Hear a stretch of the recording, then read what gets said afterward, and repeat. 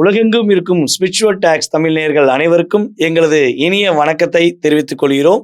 இந்த 2026 12 ராசி நேயர்களுக்கும் எவ்வாறு இருக்க போகிறது, என்னென்ன மாற்றங்கள்லாம் உங்களுடைய வாழ்க்கையில ஏற்பட போகுது, நீங்க எதிர்பார்க்குற விஷயம்லாம் எப்படி நடக்க போகுது, என்னென்ன விஷயங்கள்ல நீங்க கவனமா இருக்கணும் அப்படிங்கிற பற்றி நம்முடைய ஜோதிட வல்லுநர்கள், நம்முடைய ஜோதிட ஆசிரியர்கள், நாங்கள் 3 பேருமே உங்களுக்கு ரொம்ப துல்லியமாக கணிச்சு கொண்டு வந்திருக்கோம். ஸோ இந்த வீடியோ ஃபுல்லாமே பாருங்கள். ஏன்னா ஒவ்வொருத்தரும் ஒவ்வொரு விதமான விஷயங்களை உங்களுக்கு துல்லியமாக எடுத்திருக்கோம். ஒவ்வொருத்தவங்க வந்து பார்த்திங்கன்னா வேலை, ஒருத்தவங்க தொழில் அப்படின்னு நிறைய விஷயங்கள், அதாவது அற்புதமான விஷயங்கள் எடுத்துகிட்டு வந்திருக்கோம். ஸோ நீங்கள் ஃபுல்லாக பார்த்தீங்கன்னா உங்களுடைய வாழ்க்கையில் நீங்கள் வெற்றி பெறுவதற்கான ஒரு மிகப்பெரிய அற்புதமான ஒரு வாய்ப்பு நம்ம ஸ்பிரிச்சுவல் டாக்ஸ் தமிழ் நேயர்களுக்கு உறுதியாக கிடைக்கும் என்பதை கூறிக்கொள்கிறேன்.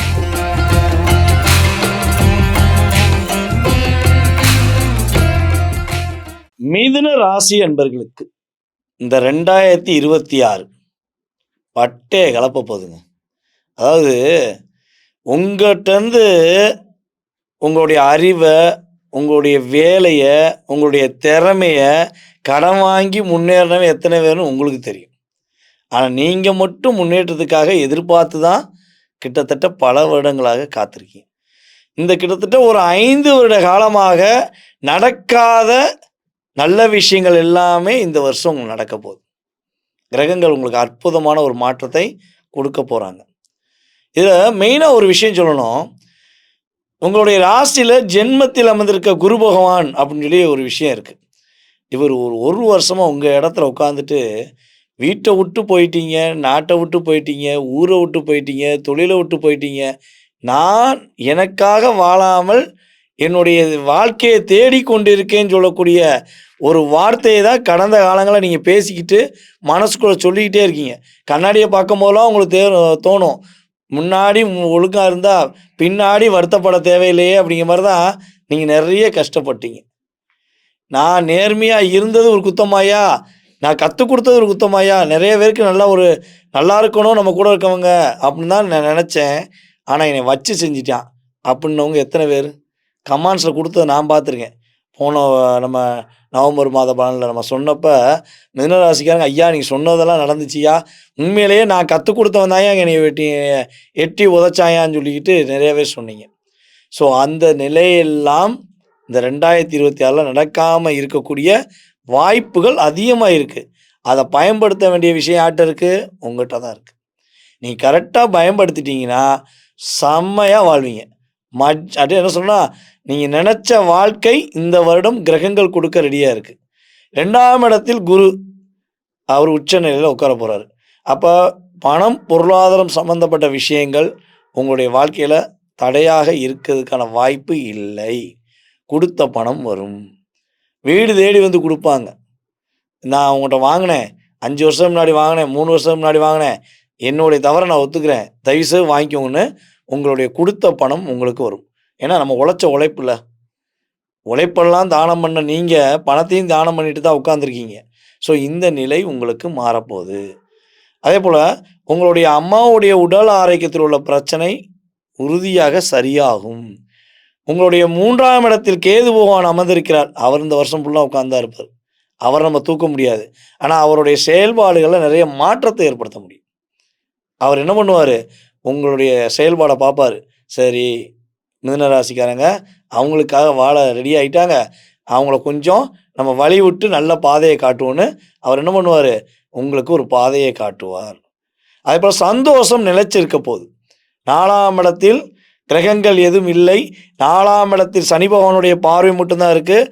குரு ராசிக்குள்ளே வந்து அவரை டைரெக்டாக பார்க்க போகிறாரு. அப்போ சுகஸ்தானம் உண்டு. சந்தோஷங்கள் நிலைத்து இருக்க போகுது. வாழ்க்கையில் மாற்றங்கள் உறுதியாக மிதுன ராசிக்கு கிரகங்கள் கொடுக்க ரெடி ஆயிடுச்சு. சரி, இது அப்படியே எனக்கு கிடைக்கணும், நீங்கள் சொன்ன வார்த்தை இந்த பிரபஞ்ச சக்தியும் எனக்கு தெய்வ வழிபாடும் உறுதியாக கிடைக்கணுங்க, நான் ஆசைப்பட்றேன். கடந்ததெல்லாம் அதாவது நீங்கள் சொன்னது நடந்த விஷயங்கள் எல்லாம் உண்மை அப்படின்னு யாரெல்லாம் மனசார ஏற்றுக்கிறீங்களோ அவங்களுக்கெல்லாம் இந்த மாற்றத்தை ஏற்படுத்தக்கூடிய ஒரு வழிபாடு சொல்கிறேன். அவங்க மட்டும் பயன்படுத்துங்க. சும்மா காற்றுல வாங்கினேன், இந்த காதில் வாங்கினேன், அந்த காதில் விட்டேன், உங்களுக்கு கிடைக்குமா கிடைக்காதுன்னு பிரபஞ்சத்துக்கு தெரியும். ஆனால் ரியாலிட்டியாக உணர்ந்தவர்களுக்கு உறுதியாக மாற்றம் உண்டு. இந்த வருடத்தில் நம்முடைய மிதுன ராசி அன்பர்கள் நான் சொன்ன விஷயமெல்லாம் நடக்கணும், கிடைக்கணும் அப்படின்னா ஆஞ்சநேயரை பின்பற்றுங்கள். 21 வெற்றிலை மாலை. ஓகேவா? மொத நாளே வாங்கிடணும். என்ன கிழமை? செவ்வாய்க்கிழமை வாங்கிடணும். 21 வெத்தலை. அப்போ நீங்கள் எத்தனை வெத்தலை வாங்கணும்னா, வெற்றிலை குறைந்தது ஒரு 40 வாங்கணும். 40ல் 21ன்னு அப்படியே ஃபில்டர் பண்ணி இருக்கணும். அப்படியே அந்த ஒரு இப்போ சாப்பிட இலை விரிச்சோம்னா என்ன பண்ணுவீங்க? தூசி இருந்தால் சாப்பிடுவீங்களா? தண்ணி தெளிச்சு விட்டு தானே இலைய க்ளீன் பண்ணி தானே சாப்பிட்றீங்க. அதே மாதிரி தான் நம்ம தெய்வத்துக்கு ஒரு படையல் வைக்கிறோம்னா தூய்மையாக இருக்கணும்.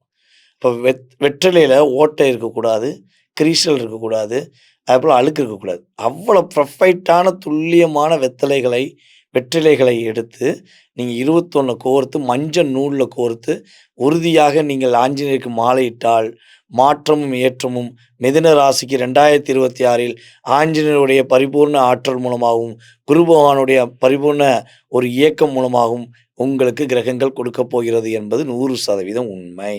மிதுன ராசி.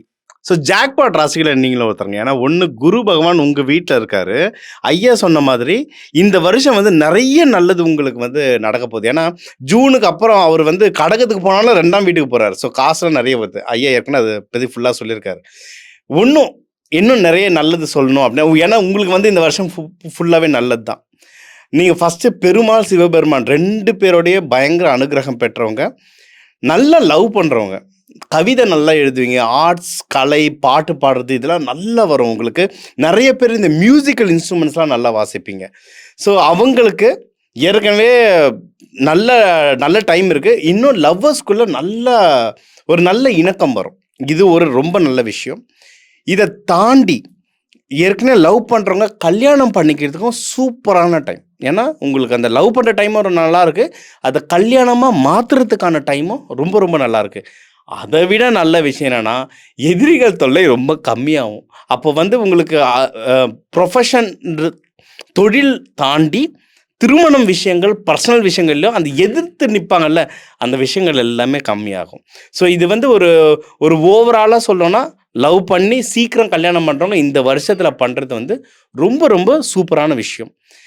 சார் எதிரிங்க கூட நான் சமாளிச்சிருவேன், சொந்தக்காரங்க சுற்றால் சமாளிச்சிருவேன், இந்த காசு வேணும் சார் கல்யாணத்துக்குன்னு வைங்க. கடன் தேவையான அளவுக்கு கரெக்டான நேரத்தில் கரெக்டாக அமையும். எவ்வளவு தேவையோ அதை மட்டும் எடுத்து சிக்கனமாக கல்யாணம் பண்ணுறது லாங் டேர்ம் லைஃபுக்கு வந்து, ஏன்னா இந்த டைம் நீங்கள் கேட்குறத விட அதிகமாக கிடைக்கும். ஆனால் எது தேவையோ அதை மட்டும் வாங்கினீங்கன்னா லாங் டைம் லைஃபுக்கு இது ரொம்ப ரொம்ப நல்லதுங்க.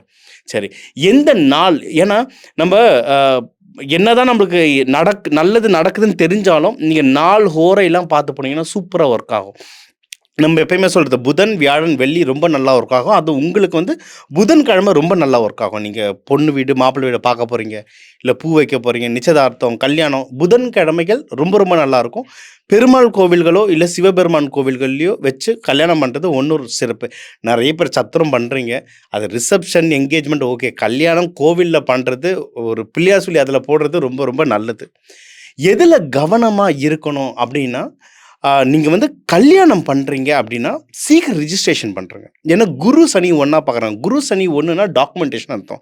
சார் கல்யாணம் முடிஞ்சிருச்சு, நாங்கள் ஒரு ஹனிமூன்லாம் 10 நாள் போயிட்டு வந்துட்டு அப்புறம் ரிஜிஸ்ட்ரேஷன் பண்ணுறோம், அந்த கதையே இல்லை. முதல்ல ரிஜிஸ்ட்ரேஷன் பண்ணுறங்க.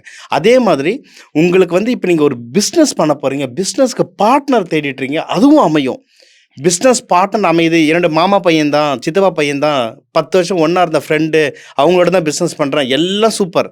ஆனால் முதல்ல டாக்குமெண்டேஷனில் கையெழுத்து போட்டுருங்க. அது வந்து குரு சனி வரும்போது அது ஒரு பரிகாரமாகவும் மாறும், லீகலாகவும் உங்களை காப்பாற்றும். அதாவது ப்ராக்டிக்கல் பரிகாரம் சொல்கிறேன், அதை ஃபாலோ பண்ணுங்க. இது ஒன்று. அடுத்து நீங்கள் வந்து பெருமாள் கிருஷ்ணர் வழிபாடு சூப்பருங்க. புதன்கிழமை இல்லை சனிக்கிழமை போயிட்டு வரலாம். நீங்கள் துளசி வச்சு வழிபடுறது ரொம்ப ரொம்ப நல்லது. அதே மாதிரி நீங்கள் சிவபெருமான், இப்போ முக்கியமாக நீங்கள் திருவாதிரையெல்லாம் இருந்தீங்கன்னா நடராஜர் தாராளமாக வழிபடலாம். வில்வ இலை சாத்தி வழிபடுறது ரொம்ப ரொம்ப நல்லது. நீங்கள் வந்து புளியாதுரையை சாப்பாடாக அன்னதானமாக கொடுக்குறதோ நெய்வேத்தியமாக கொடுக்குறதோ உங்களுக்கு வந்து நிறைய பலன்கள் தரும். சரிங்களா? அது இப்போ மிதுன ராசிகளை ஜென்ரலாக எல்லாருக்கும் கிடையாது. ஜென்ரலாக இந்த ஸ்கின் அலர்ஜி வரும், ரெஸ்பிரேட்டரி இந்த மூச்சு சம்பந்தமான சின்ன சின்ன இஷ்யூஸ் வரும், அது எல்லாமே ரொம்ப அதிகமாக கம்மியாகும்.